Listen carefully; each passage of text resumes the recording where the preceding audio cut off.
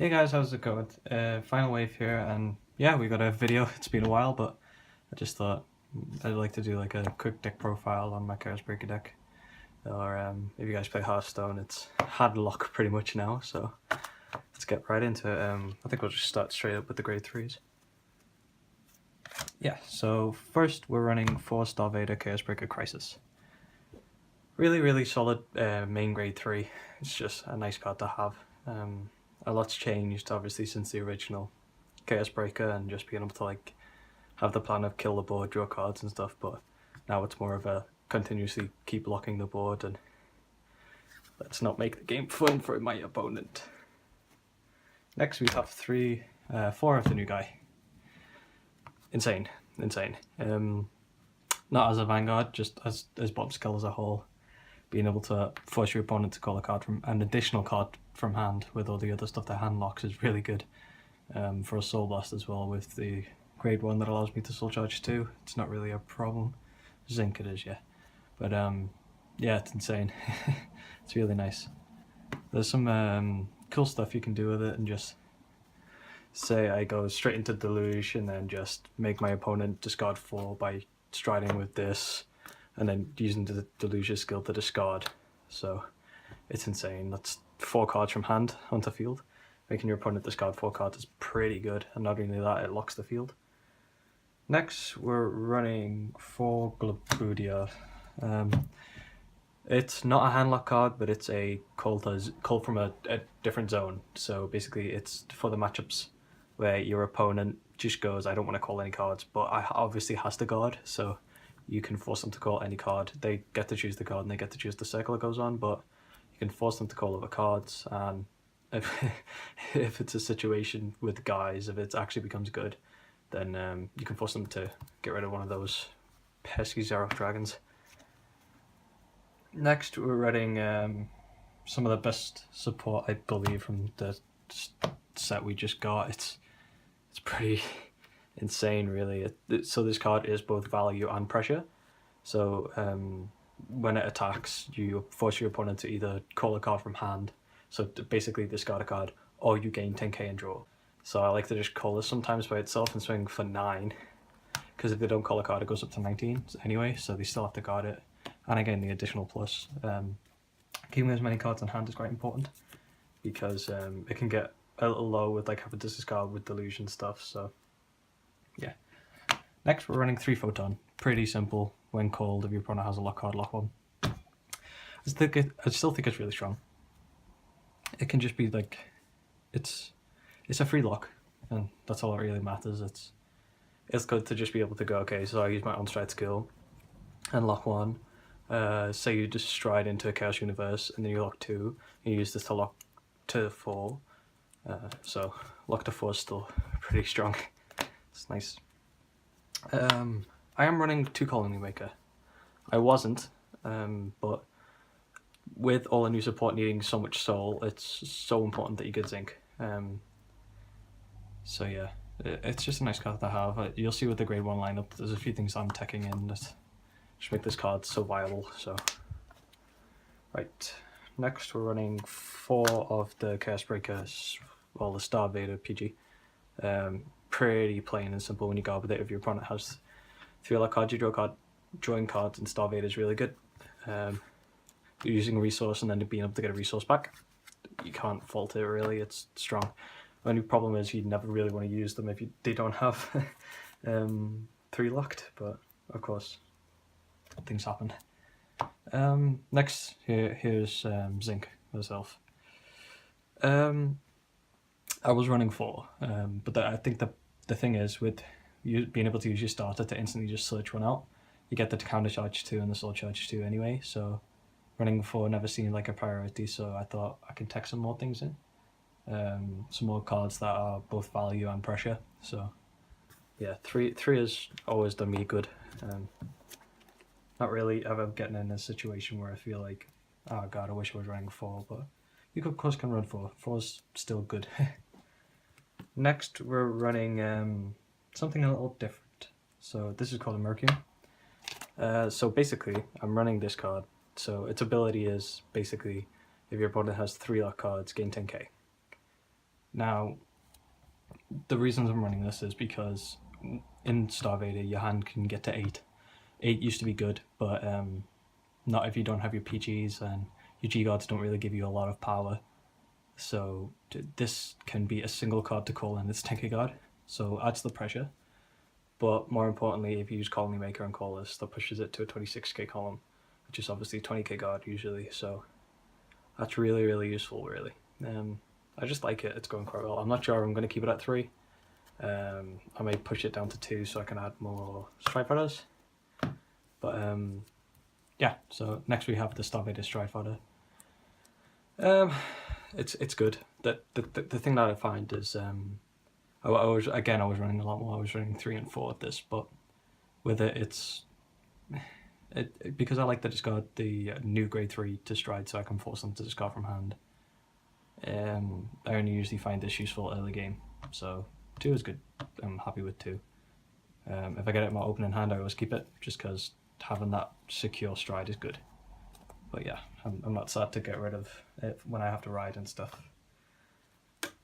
Ooh.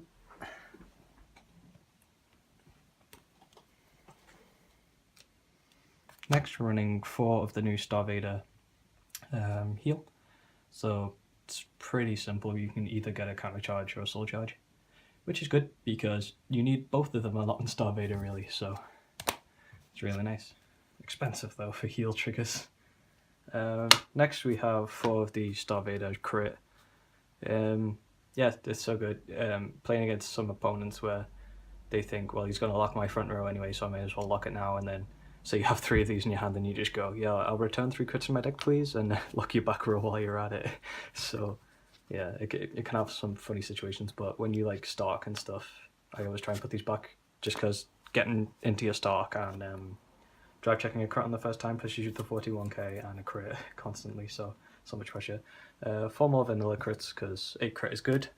12 crit isn't really there is no potential for 12 crit anymore, because you don't draw as many cards as you used to with Star Vader.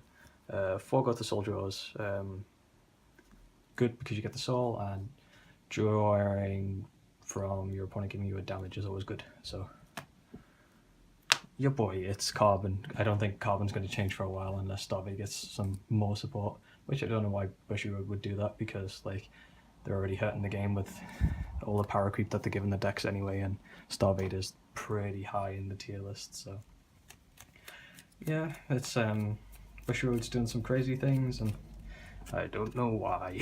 Please. Next, we're running one of the new universe strides. Drawing 2 cards on first stride is good. It's the same as Carnivore for Shadow Paladin, which is really good, because if your opponent... So basically when I stride this, I've usually used my on-play skill from my grade 3. Say they have 3 cards open. I use my on-play skill from my grade 3, and then I'll stride, use the on-stride skill to lock 2, use this skill. So they can only lock 1, and that means that I can still get the 2 draws from it and give 2 units 2k. The 2k doesn't matter, but for example, if you use 2 of the grade 2, which gains the 10k, it's really useful because it means that they're hitting even if my opponent calls a card, this one. So yeah, so say you've early called, because sometimes it does happen, you can early call and push pressure, because at the end of the day you want your opponent to have no cards in hand, to be honest.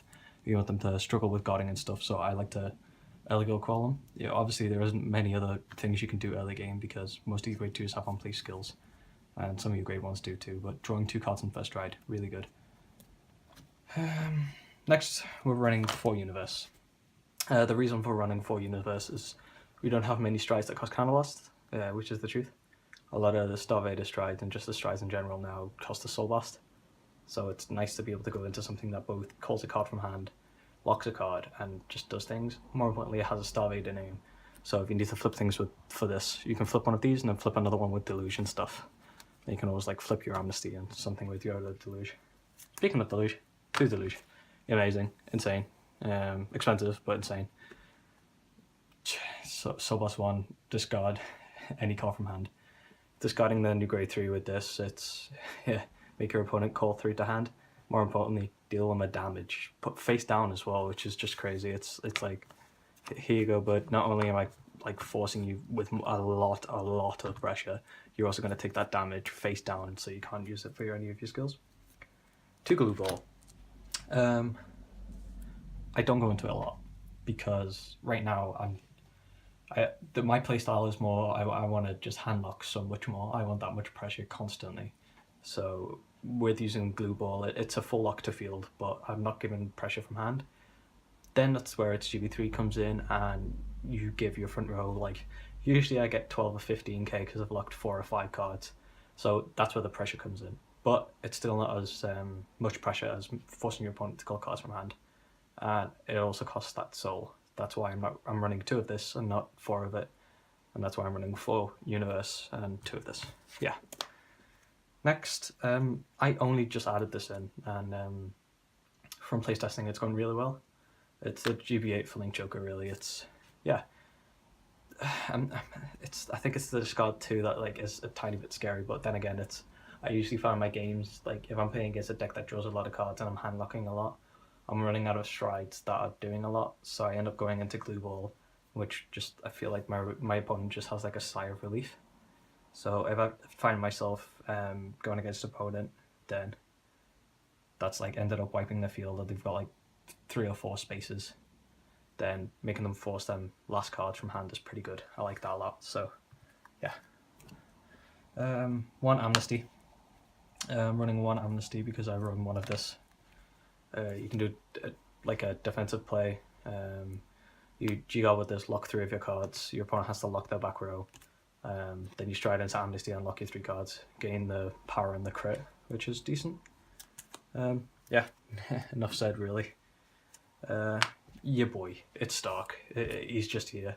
He's just doing so much work, really. So much pressure, forcing your opponent to call so many cards from hand and then just going like, hello, I'm going to attack you 5 times this turn, and they're all big numbers, is really good. Starks, I want to say my favorite ZR right now, but to be honest, like, they're all good. Yeah. I think there are a lot that, like, I think they could be super scary. Like, I used to think Drachma was quite bad, but when I think about it, I think it's because I forget about the fact that he retires the full field as well, and there's a lot of value in it, but I think ZRs as a whole, it's about just like putting your balls in, really. It's being scared of failing and then losing your G zone, especially in a G deck like this. So yeah, but if your opponent's on 5 damage and they've only got like 7 cards, yep, I'm stalking. Just showed you this. Flip it, you know what it does, guys. It's been out for a while. If you don't, then Google it, I guess. But yeah, use it for the defensive play with Amnesty, and sometimes your opponent's just got like really good grave ones in the back row, or you haven't been able to lock any of their cards, so locking 3 is good. Only problem with it is I never have a field because I need to save the cards in my hand, really. So yeah, we got the new G-Guard single rare for Link Joker. Canvas 1, lock 1 of your opponent's units in the back row, gain 5k. Why I'm running 1 of this over to Lady, gains power. That's it. That's pretty much it. Gains power, and I don't have to have a field for it to work. Gaining 5k in Link Joker when you've got half decent G guards is nice to be able to just go, yep, I can drop this and a 10k make it 3 to pass for 26k, so that's good. Soul Swan draw card. It's good. Soul Blast sometimes is situational, but drawing a card is good. Yeah, enough said, really, especially when some of the all the cards make you draw from like your defensive plays. Drawing a card and just being like, okay, cool, Soul Blast 1, draw a 10k. That's put me to 2 to pass because I got with my 10k, so that's good. Destiny Guardian, unlock 2, gain 10k.